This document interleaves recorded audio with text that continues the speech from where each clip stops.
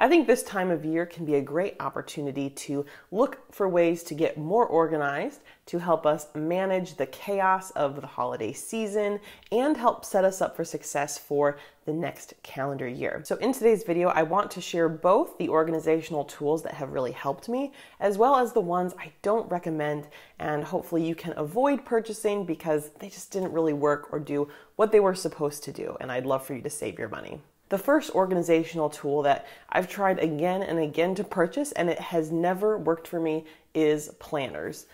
I've decluttered most of them at this point. I still have a couple others, and I even purchased one last year hoping that it was going to be the missing piece. But if you are someone who has continually purchased planners and you can't stick to them, or you find them too bulky or just not fitting your needs, the answer just might not be a traditional planner.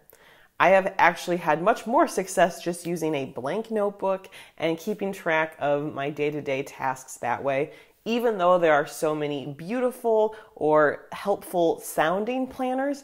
It just never has worked for me, and I ended up wasting money each time I've tried purchasing one that hasn't worked. Of course, I know some might think, oh, I just haven't found the right one, but let's be honest, how many planners is it going to take for you to purchase to find that one? Maybe the problem is just that you're not really the type who wants to use one of these pre-established planners. An organizational tool that has helped me a bit, though, that does have a little more structure, are these little to-do checklist boards.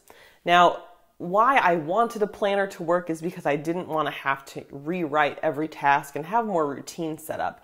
And so these little checklists do the job of that. You write out the tasks that you need to do on the little provided paper sheets, and you just stick it inside this tool. I think it's technically more so designed for kids, but hey, I'm trying to build some new routines and have found it helpful. And you just click the little box over to the side once you've accomplished a task.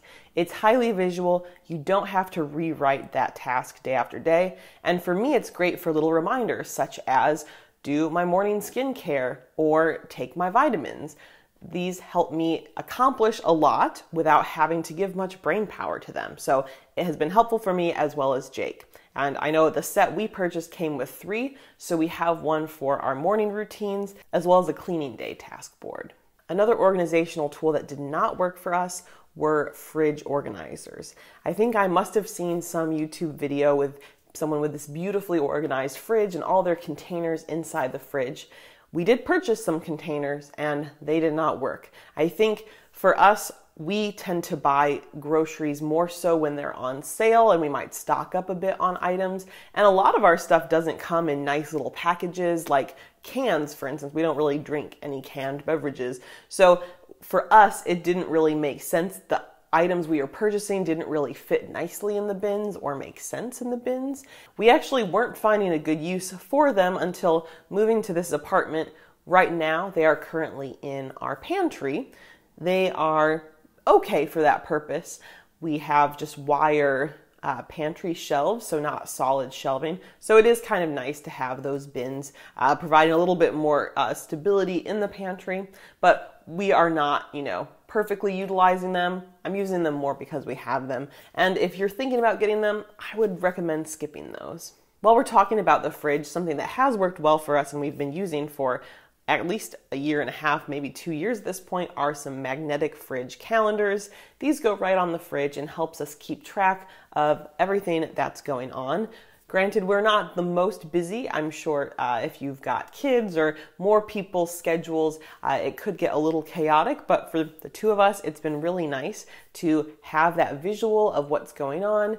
We have some color-coded dry erase markers we use so we know each of us has a color, and then for shared tasks, we also have a different color for that.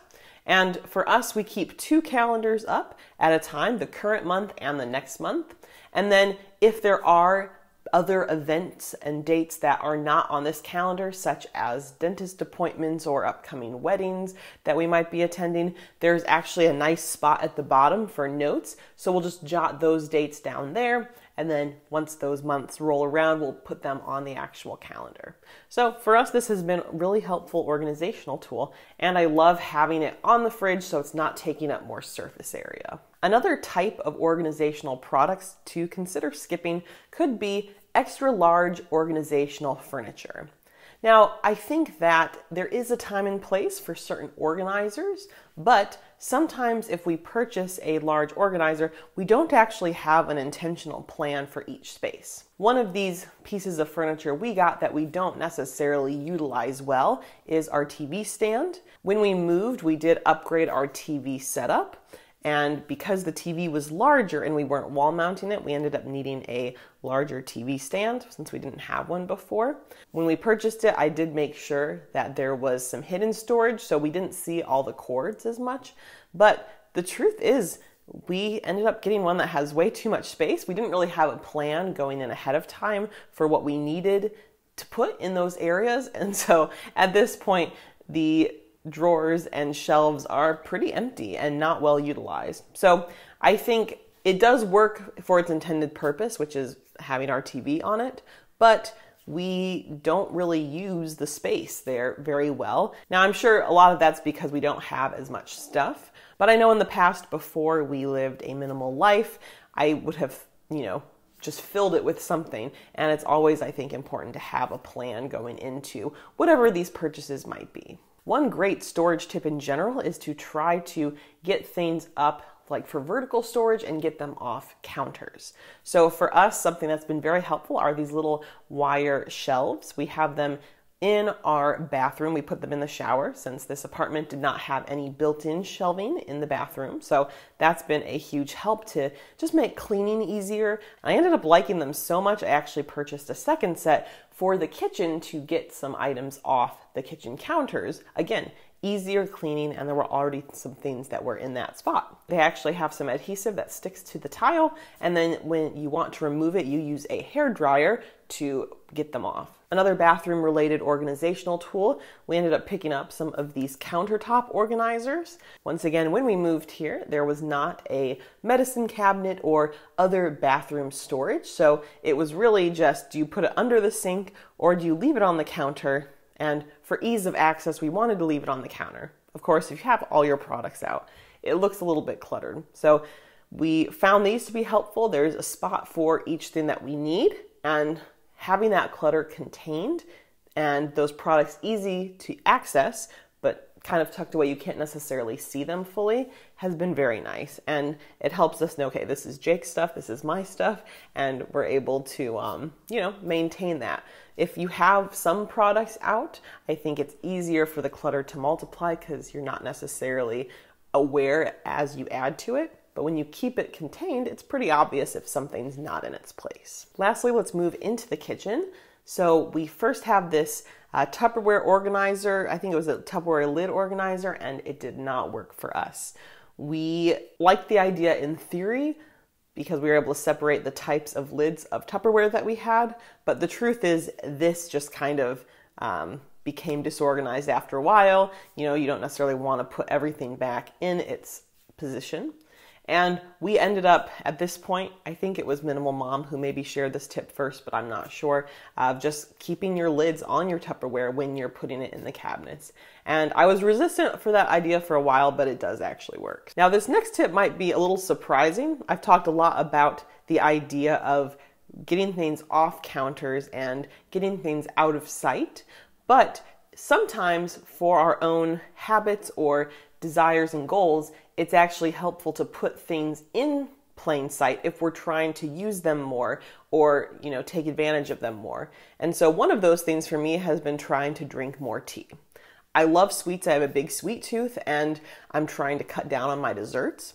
Tea, especially a fruit flavor or, fun flavors like that, for me is a good alternative. However, I didn't have a really nice tea area before, and I wasn't that excited about having tea. So for me to try to remind myself, hey, if you have a sweet craving, go have some tea, having it out and displayed really nicely with this tea organizer has been a big help.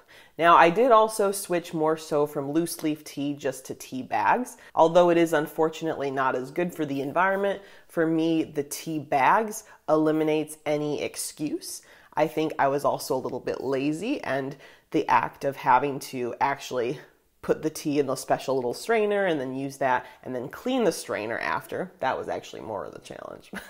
There were a few times I just left that wet tea in there, which was not a good thing. Those extra steps were complicating it, and the result, not drinking the tea. So this has been so helpful. Honestly, I'm usually having 2 to 3 cups of tea throughout the day, largely when I would be having dessert, or if I feel bored and I want something to, I want some fun flavors without having to actually eat something. So for me, this tea organizer has been really helpful, plus the shelves for the tea that doesn't come in its own little wrapper. I have these little jars and it makes a big difference.